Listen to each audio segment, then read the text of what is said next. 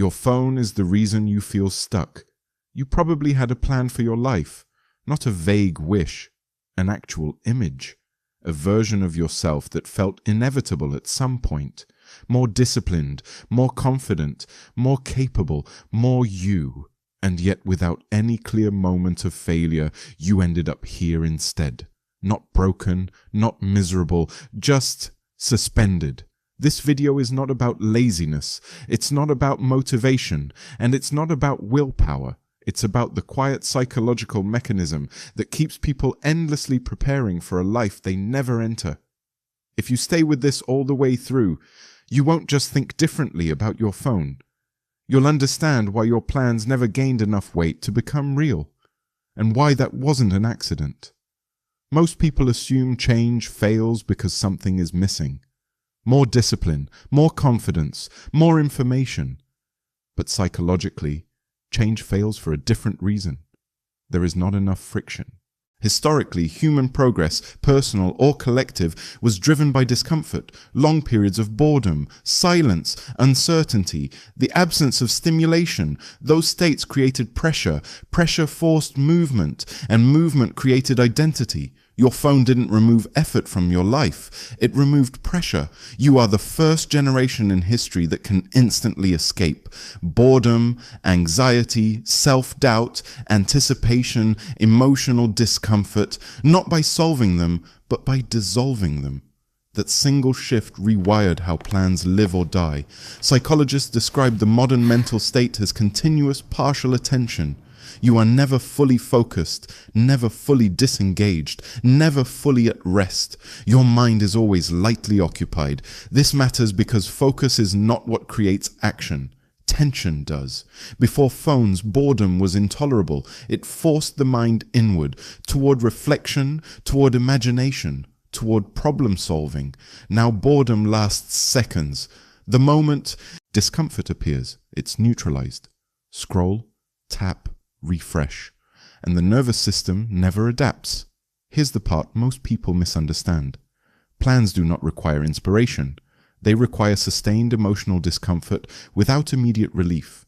Every meaningful transformation, learning a skill, changing identity, building something real, demands long stretches where nothing feels rewarding. Psychologically, that state is supposed to hurt. That pain is what sharpens intention into action. Your phone anesthetizes that pain, not dramatically, not obviously, but consistently. So plans remain safe, abstract, weightless, unthreatening. They never harden into commitment. Neuroscience helps explain why this feels so confusing.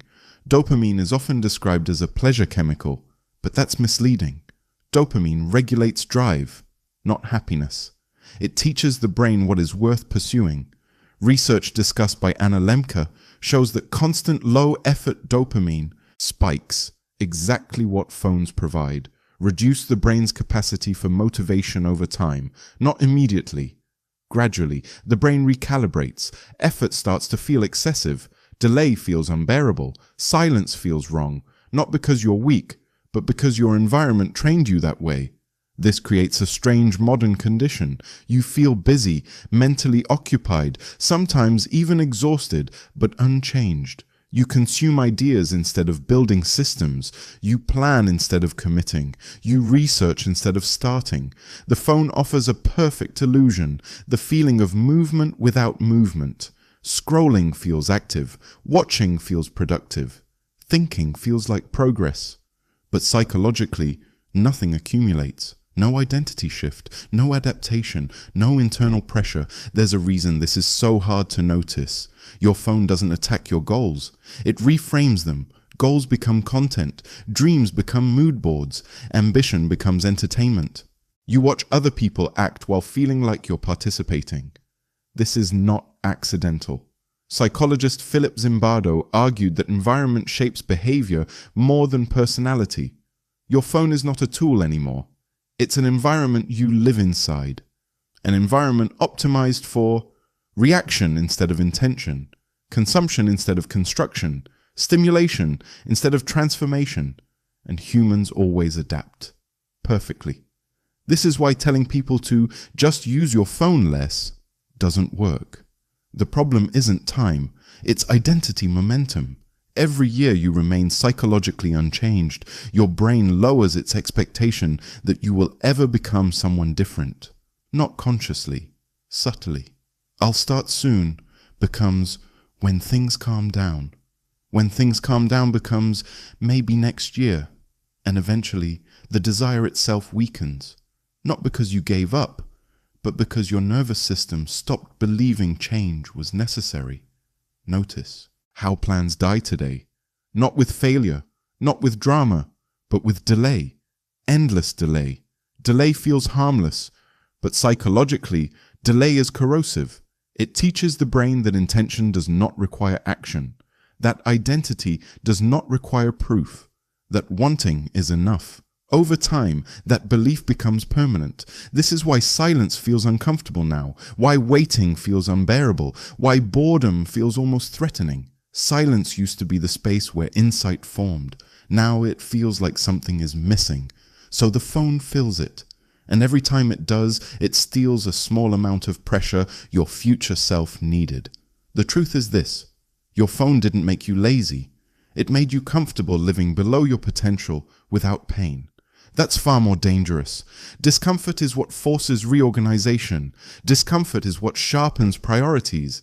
Discomfort is what separates intention from fantasy. And your phone ensures discomfort never lasts long enough to do its job. This is why so many people feel stuck without knowing why. Nothing is technically wrong, but nothing is heavy enough to demand change.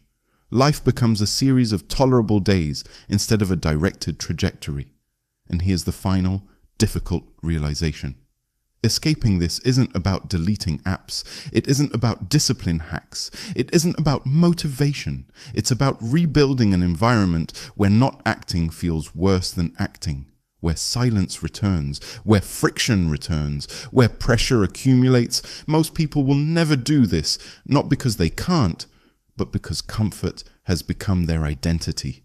If this video unsettled you, that's not an accident. Clarity rarely feels good at first. Your phone didn't steal your future. It delayed it indefinitely. And the moment you understand that, you can no longer pretend the problem is external. Because the cage fits in your pocket,